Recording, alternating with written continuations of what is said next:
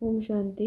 আজকে প্রাত মুরলি বাপদাদা বলছেন, মিষ্টি বাচ্চারা, বাবা যান, তিনি ঠিক জানেন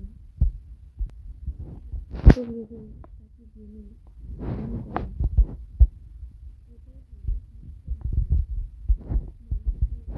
অনেক যুক্তি দিয়েই বোঝাতে হবে। আজকে মুরলির প্রশ্নে বাবা বলছেন, সমগ্র ইউনিভার্সের জন্য কী এমন পাঠ রয়েছে যা আমরা এখানেই পড়ি? সমগ্র ইউনিভার্সের জন্য এটাই হলো পাঠ যে আমরা হলাম আত্মা। নিজেকে আত্মা মনে করে বাবাকে স্মরণের দ্বারা আমরা পবিত্র হয়ে যাব। সমগ্র বিশ্বের যিনি বাবা, তিনি একবারের জন্যই আসেন সবাইকে পবিত্র বানাতে। এই জন্য বাস্তবে এটি হলো একমাত্র ইউনিভার্সিটি। ওম শান্তি। ভগবানুবাচ। আমরা এখন আত্মিক বাচ্চারা জেনে গেছি যে ভগবান কে। আমরা আত্মিক বাচ্চারা বুঝে গেছি ভগবান কে। ভারতের মধ্যে কেউই যথার্থভাবে তা জানে না। বাবাকে যথার্থভাবে জানাই হলো আমাদের বাচ্চাদের পরিশ্রমের কাজ, যেটা আমরা আত্মারা করে চলেছি। নিরন্তর বাবাকে স্মরণ করতেই হবে। এটি আমি আত্মার বুদ্ধিতেই থাকে। আমি আত্মা হলাম অতীব ছোট্ট বিন্দু। ইউনিভার্স অর্থাৎ সমগ্র ওয়ার্ল্ড। বাস্তবে ইউনিভার্সের জন্য তো এক বাবাই আসেন। বাবা এসে আমাদের সমগ্র বিশ্বকে পবিত্র বানাচ্ছেন, যোগ শেখাচ্ছেন আমাদের বাচ্চাদের।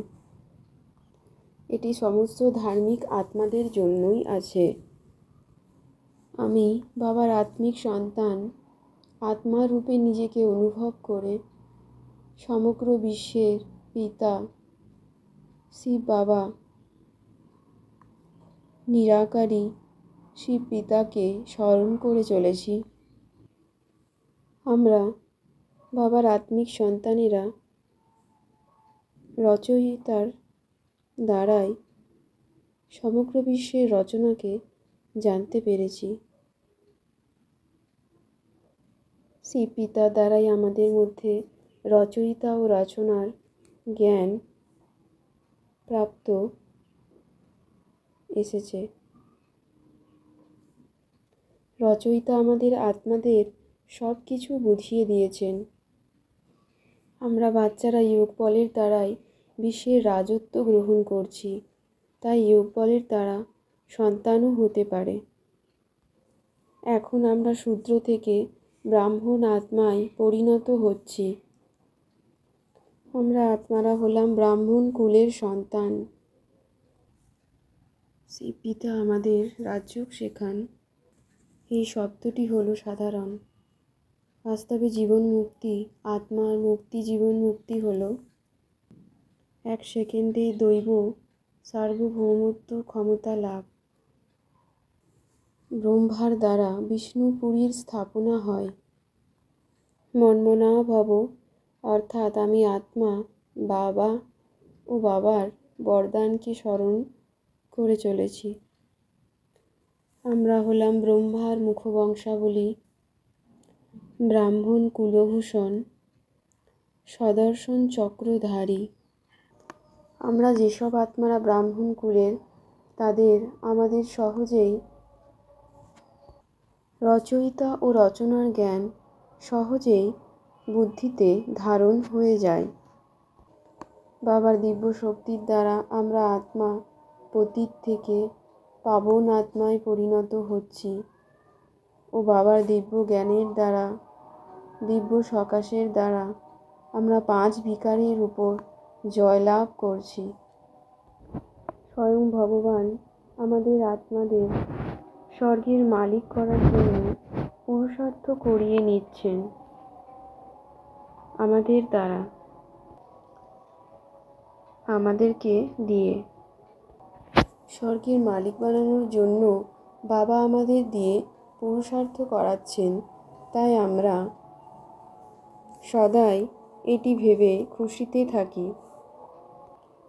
মুখমণ্ডলে খুব সুন্দর খুশি প্রভা থাকে।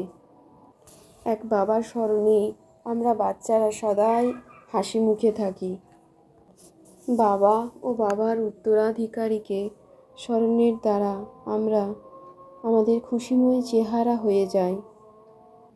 আমি আত্মা বাবাকে যথার্থ রীতিতে স্মরণের দ্বারা আমি আত্মার মধ্যে থাকা বিকর্ম বিনাশ হয়ে যাচ্ছে।